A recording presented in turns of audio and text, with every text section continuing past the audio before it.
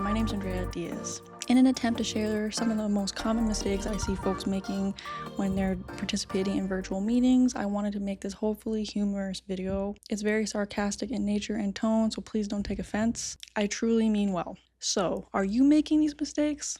Tag your coworker so they stop. Were you the one that was tagged?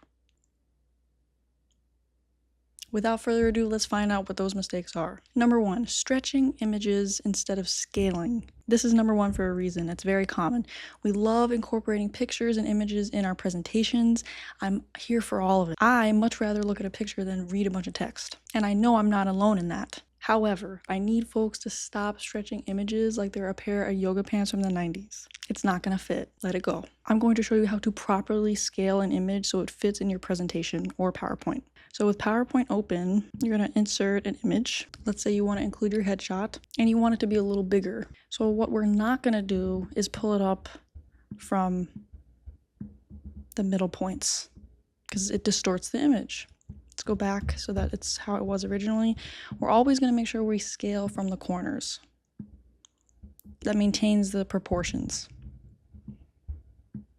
So when in doubt, use the corners. Let's say it's not a headshot. Let's just say it's a random picture and you only want to include part of it. If you double click the image and select crop, these black outlines will appear and you can simply drag and highlight only the portion of the picture you want to include. Let's say it's just that butterfly, for example. So obviously that's really small. Again, you're not going to pull from the middle points.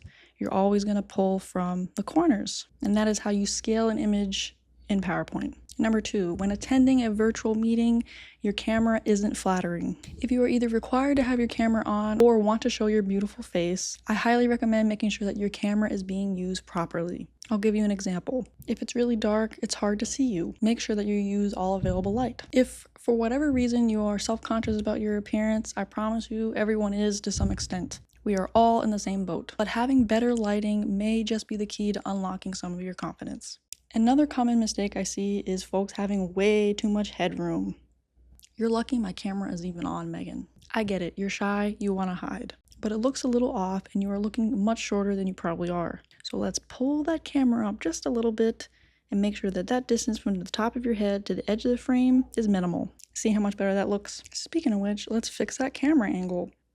If this is a problem area for you, lifting up your camera ever so slightly can make all the difference. Before, after. Number 3, too much text on your presentation slides. No one can read that. I know you are familiar with your material and are so tempted to just copy and paste all of it onto your PowerPoint. Let's not do that. Let's get a summary. But I don't have time to make a summary. I barely have time to make coffee. I have a solution. Let's copy and paste your text into an AI tool, assuming it doesn't have personal information, and ask it to summarize that text for a PowerPoint. You can also ask the AI tool to put that summary in bullet points for you. Then review it with your own human eyes to verify clarity and message. Time saved. Slides should be a summary, not a textbook. On top of it looking terrible, it's a surefire way to make sure your audience drifts off to sleep. After all, a picture is worth 1,000 words. Number 4, troubleshooting tech or software during the meeting.